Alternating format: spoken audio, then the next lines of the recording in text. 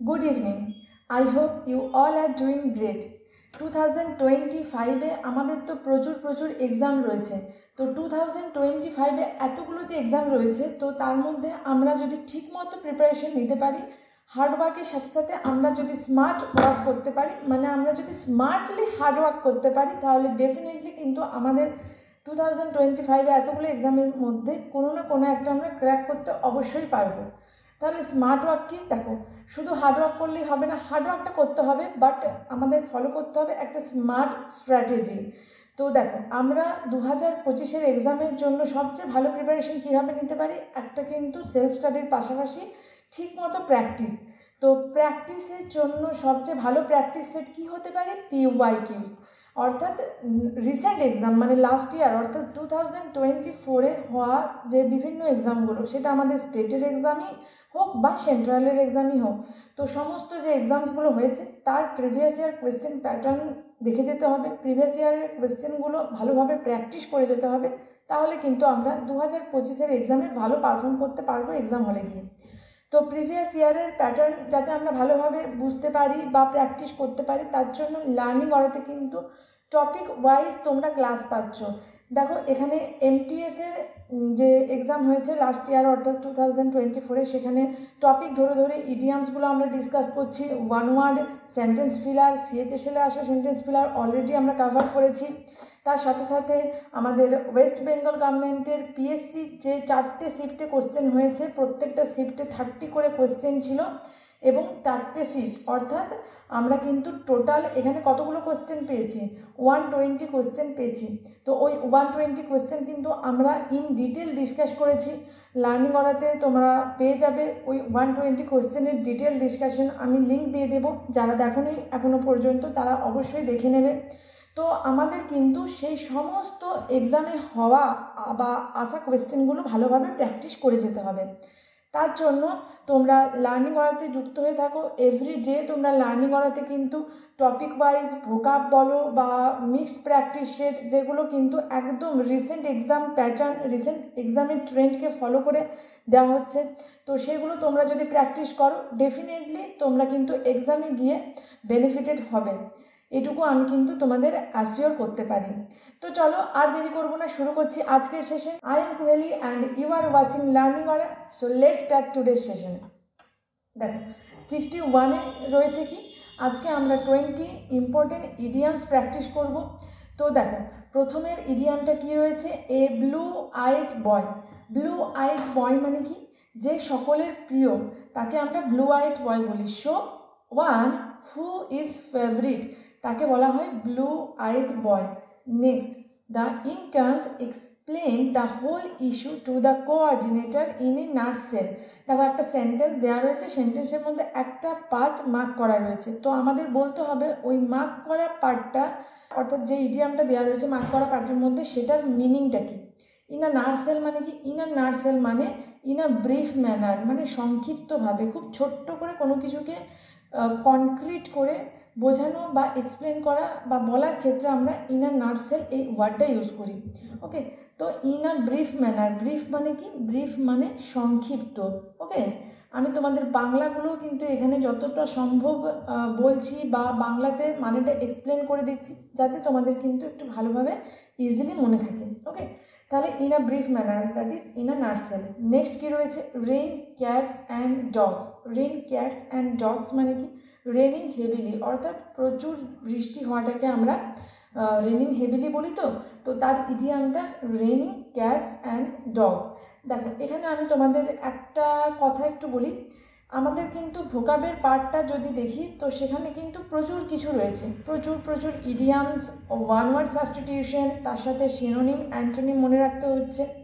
তো এই ভোকাবটা আমরা একটু সহজে কিভাবে মনে রাখতে পারি? দেখো, তোমরা এগুলোকে রিলেট করার চেষ্টা করো ডেলি লাইফের সাথে। ডেলি লাইফের সাথে কিভাবে রিলেট করবে?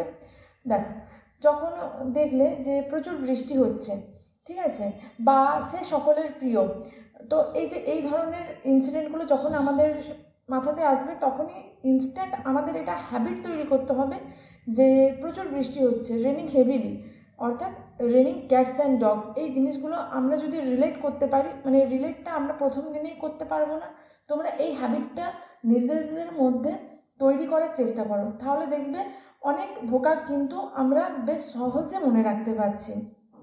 তাহলে আমাদের কিন্তু ভোকাবের পুরোটা যে তোমরা এইভাবে রিলেট করে করে মনে রাখতে পারবে এমনটা নয়, বাট অনেক ভোকাবই কিন্তু আমরা খুব সহজে মনে রাখতে পারবো।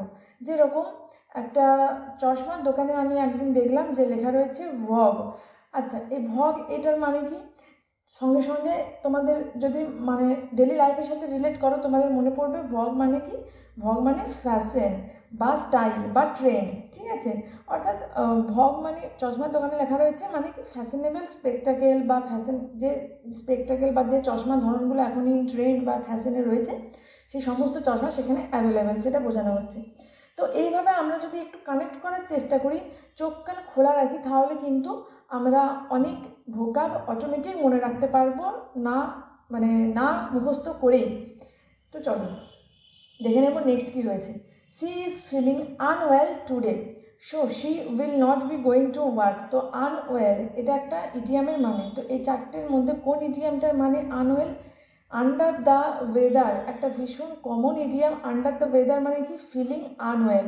ওকে, এখানেও দেখো ফিলিং আনওয়েলই রয়েছে, তো এখানে আন্ডার দ্য ওয়েদার হয়ে যাবে অ্যাপ্রোপ্রিয়েট অ্যান্সার। আমরা ইডিয়ামের কিন্তু রিসেন্ট ট্রেন্ড দুটো লক্ষ্য করছি, আমরা পিএসসির এক্সামেও দেখেছি, আর তাছাড়া সেন্ট্রালের এসএসসির যে এক্সামগুলো সেখানেও তো আমরা দেখছি। দেখো ট্রেন্ডটা কি, আগে আমরা কিন্তু দেখতাম যে ইডিয়াম দেওয়া থাকতো, তার মিনিংটা আমাদের অপশনসের থেকে খুঁজে বের করতে হতো, বাট রিসেন্ট ট্রেন্ড কি দেখছি, মিনিং দেওয়া থাকছে, সেখান থেকে অপশনসের মধ্যে কোন ইডিয়ামটার ওই কোশ্চেনে দেওয়া মিনিংটা হবে সেটাকে খুঁজে বের করতে হচ্ছে। তো আমরা দুভাবেই প্র্যাকটিস করে যাব, যা কারণ আমাদের দেখো এটা কিন্তু শুধুমাত্র যে সেন্ট্রালের এক্সামে এই প্যাটার্ন ফলো হচ্ছে তা কিন্তু নয়, আমি বারবার বলছি রিসেন্ট ট্রেন্ড রিসেন্ট প্যাটার্ন অনুযায়ী আমাদের প্র্যাকটিস করতে হবে। আমরা পিএসসিতেও দেখেছি কিন্তু ঠিক এই প্যাটার্নে আমাদের কোয়েশ্চেন এসেছে, মানে মিনিং দেওয়া রয়েছে, ইডিয়ামটাকে কোয়েশ্চেন মানে অ্যান্সারের চারটে অপশানের মধ্যে আমাদের মার্ক করতে হয়েছে। তো এইভাবে কিন্তু আমরা প্র্যাকটিসটা করে যাব, তাহলে আমাদের কিন্তু এক্সামে গিয়ে আর মনে হবে না যে আমরা তো ইডিয়ামটার থেকে মানেটা করতে অভ্যস্ত, তাহলে এখানে আবার মানের থেকে ইডিয়ামটা কীভাবে খুঁজে বের করব, ঠিক আছে? তো দেখো এখানে ফিলিং আনওয়েল মানেটা দেওয়া ছিল, ইডিয়ামটা কি? Under the weather, so option D হয়ে যাচ্ছে এখানে রাইট অ্যান্সার। নেক্সট কী রয়েছে? Square peg in a round hole. Square peg in a round hole, একটা রাউন্ড হোল সেখানে একটা স্কোয়ার পেগ যদি দেওয়া হয় সেটা কি ফিট করছে? না, সেটা একদমই ফিট করছে না। রাউন্ড পেগের মধ্যে যদি রাউন্ড হোলের মধ্যে যদি দেখো এটা রাউন্ড হোল, তো তার মধ্যে যদি একটা রাউন্ড পেগ দেওয়া হয় এটা কিন্তু ফিট, ঠিক আছে? কিন্তু রাউন্ড পেগে যদি রাউন্ড হোলের মধ্যে যদি স্কোয়ার পেগ আমরা দিই তাহলে সেটা কিন্তু ফিট করবে না। তাহলে square peg in round hole মানেটা কি? A person who does not fit the job, যে একজন ব্যক্তি যে সেই কাজটার জন্য উপযুক্ত নয় তাকে বলা হয় কি? A square peg in a round hole. Next, I can not call him directly as I have lost his support. I have lost his support মানে কি? I am out of favour with him. I am out of favour মানে তার ফেভারে আমি নেই, মানে আমি তার support হারিয়েছি। সো অপশান 1 হয়ে যাচ্ছে এখানে right answer. Next, the gift of the gap. Gift of the gap মানে কি? যে বাচন ক্ষমতা বা বলার যে শক্তি বা বলার যে কৌশল সেটাকে গিফট অফ দ্য গ্যাপ বলা হয়। কি তাহলে? The ability to speak easily and confidently. So option D হয়ে যাচ্ছে এখানে right answer. Next, the manager decided to disclose a secret and address the issue at the team meeting. তাহলে disclose আ secret এটা হচ্ছে আমার মিনিং। তো disclose আ secret কোন ইডিয়ামটার meaning বলো তো? Spill the beans. Spill the beans মানে হচ্ছে কোনো সিক্রেটকে সবার সামনে ডিসক্লোজ করা বা রিভিল করা। সো বুঝতে পারছি অপশন এ হয়ে যাচ্ছে রাইট অ্যান্সার। বাকি অপশানসগুলো ডিসকাস করব, মিনিংগুলো জানবো। কেন জানবো? কারণ প্রত্যেকটা যে অপশানে আদার ইডিয়ামসগুলো রয়েছে প্রত্যেকটাই কিন্তু আমাদের এক্সামের জন্য important. Okay, bury the hatchet. Bury the hatchet মানে কি? To end quarrel, to end quarrel and to make peace, অর্থাৎ দ্বন্দ্ব মিটিয়ে একটা বন্ধুত্বপূর্ণ সম্পর্কে আসা বা একটা শান্তি স্থাপন করা, সেটাকে বলা হয় বেরি দ্য হ্যাচেট। আচ্ছা, এখানে নেক্সট ইডিয়াম কী পাচ্ছি, hit the nail on the head. Hit the nail on the head মানে কি, যে টু বি অ্যাকিউরেট, অর্থাৎ টু বি অ্যাকিউরেট মানে কি ঠিক সময়ে ঠিক কাজটা করা, to do right thing at the right time মানে ঠিক সময়ে ঠিক কাজটা করা, সেটাকে hit the nail on the head বলা হয়। নেক্সট কী রয়েছে, sweep it under the rug. Sweep it under the rug মানে কি hide something unreal, hide something illegal মানে যেটা ইললিগাল সেটাকে লুকিয়ে ফেলা। আমরা যেটা ইললিগাল, যেটা রং, যেটা অনৈতিক সেগুলো কিন্তু লুকিয়ে রাখতে চাই, বা যেটা এম্বারাসিং স্পেলিংটা একটু খেয়াল রাখবে, স্পেলিংয়ের জন্য ভীষণ ইম্পর্টেন্ট। দেখো EMBA ডবল RASSING, তাহলে দুটো এস দুটো আর কিন্তু মনে রাখবো।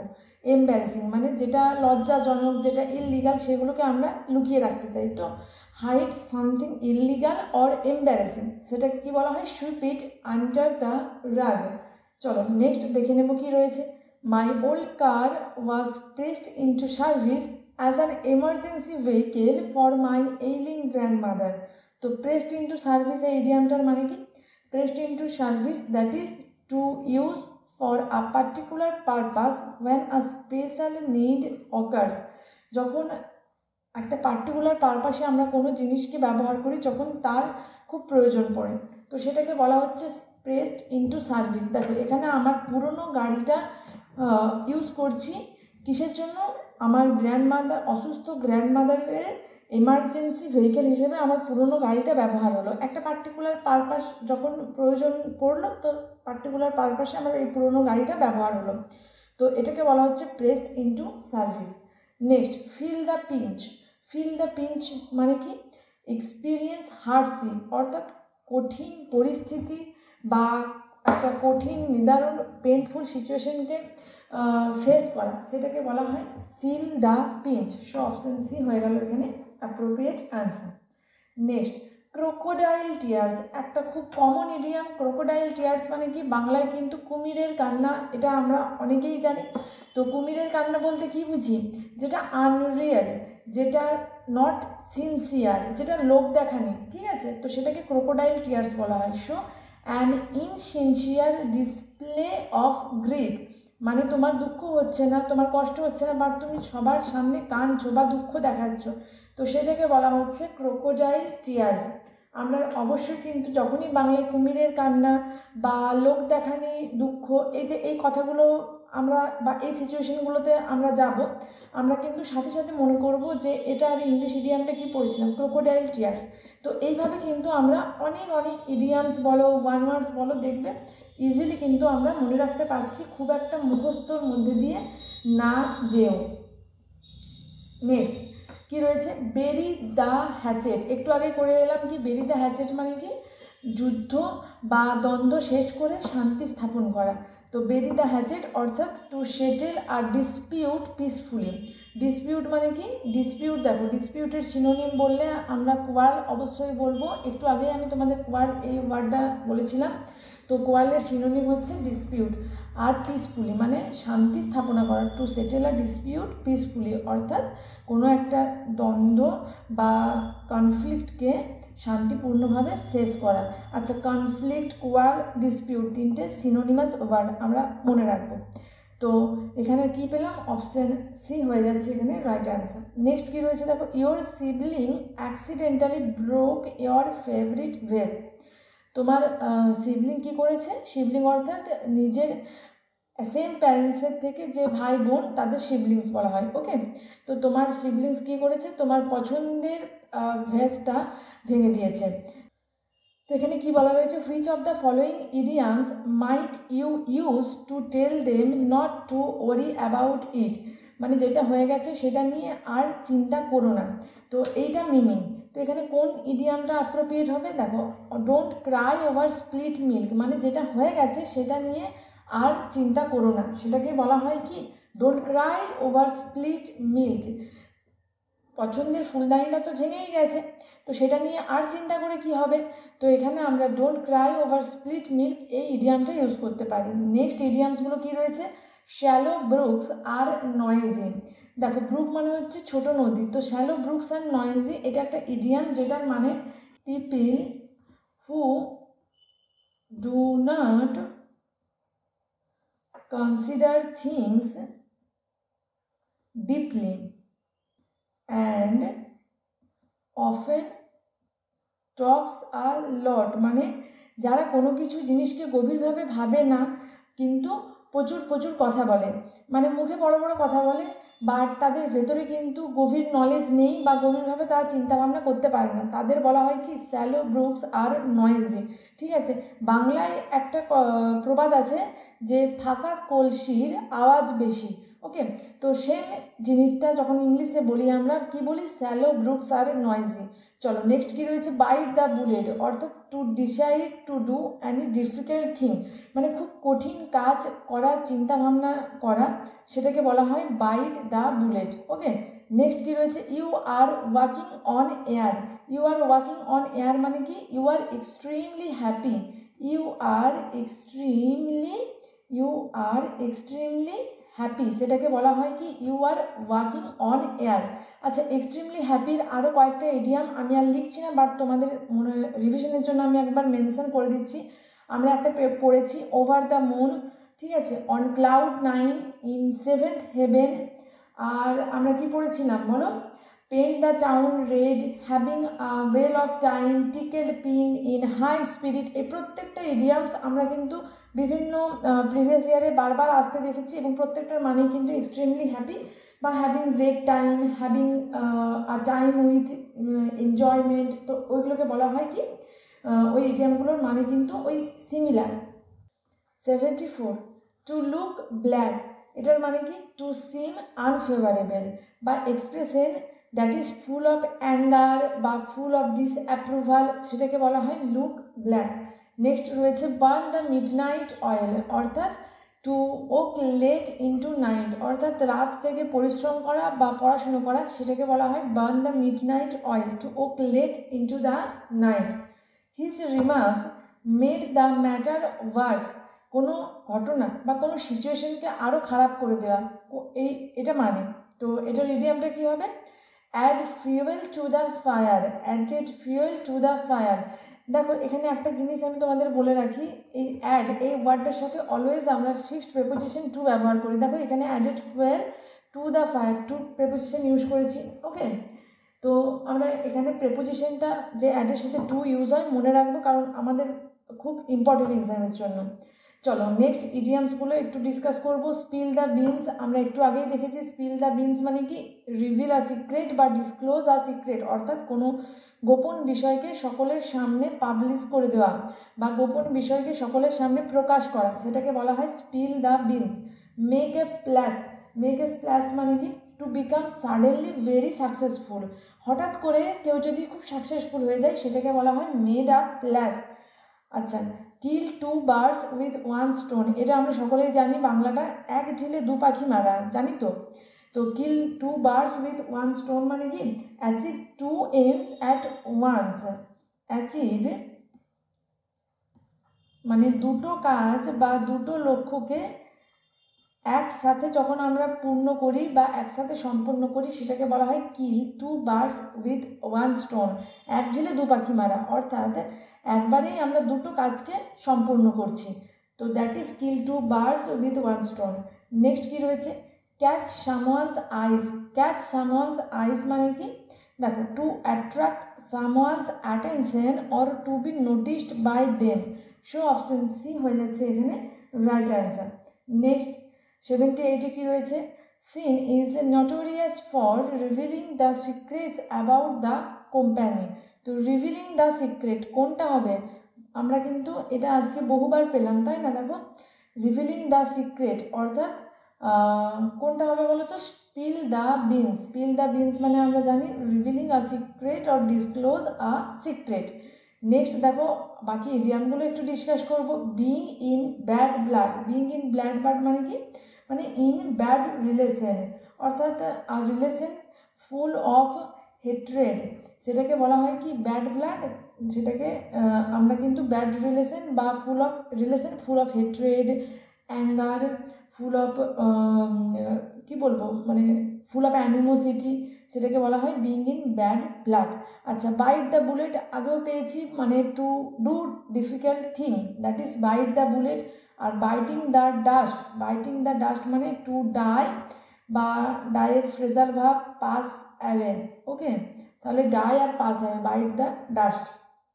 Next, beat around the Bush অর্থাৎ ঘুরিয়ে বলা, two avoid getting to the point of an issue, কোনো পয়েন্টে ডাইরেক্ট না আসা বা ডাইরেক্ট কোনো পয়েন্টে আসাটা অ্যাভয়েড করা, ঘুরিয়ে বলা, সেটাকে বলা হয় কি বিট অ্যারাউন্ড দ্য বুশ। তাহলে মিনিং কী পেলাম, to avoid getting to the point of an issue. Next কী রয়েছে, when pigs fly, pigs fly, pig মানে কি শূকর, তো শূকররা উড়তে পারে, তাহলে শূকররা উড়তে পারে না, তাহলে এটার মানেটা কি হবে গেস করতে পারছি, something that will never happen, মানে যেটা কখনো ঘটবে না। শূকর কি কখনো ওড়ে, গরু কখনো গাছে ওঠে, মানে কি এগুলো ইমাজিনারি সিচুয়েশন, এগুলো কখনো বাস্তবে সম্ভব নয়। তো something that will never happen, that is when pigs fly.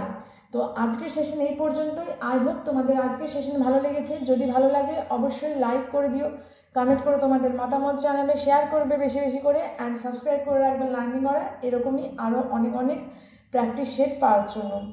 Thank you for watching.